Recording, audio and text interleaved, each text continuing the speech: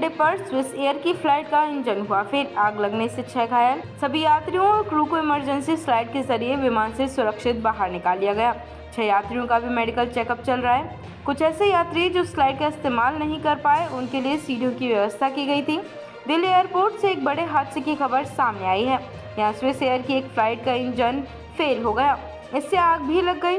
इस हादसे में 6 यात्रियों के घायल होने की बात सामने आई है। मिली जानकारी के अनुसार रविवार सुबह स्विस एयर की दिल्ली से ज्यूरिख जा रही फ्लाइट LX 147 का इंजन फेल हो गया। इस हादसे के बाद विमान में सवार 6 यात्रियों को अस्पताल में भर्ती कराया गया है।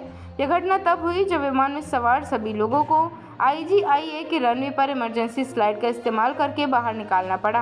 बताया जाता है कि एयरबस A330 विमान रात करीब 1:08 उड़ान भरने की तैयारी में था, तभी उसका पहला इंजन फेल हो गया और उसमें आग लग गई। इस घटना पर स्विस एयर का बयान भी सामने आया है, जिसमें कहा गया, हमें दिल्ली में फ्लाइट LX 147 से जुड़ी एक घटना की जानकारी मिली है।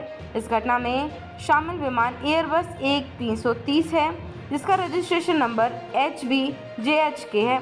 स्विस ने एक टास्क फोर्स का गठन किया है। बताया जाता है कि एयरबस A330 विमान रात करीब 1:08 उड़ान भरने की तैयारी में था, तभी उसका पहला इंजन फेल हो गया और उसमें आग लग गई।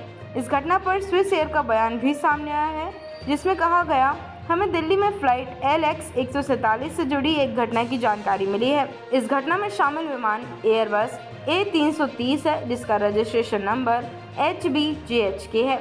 स्विस ने एक टास्क फोर्स का गठन किया है। विमान में 228 यात्री और 4 शिशु सवार थे।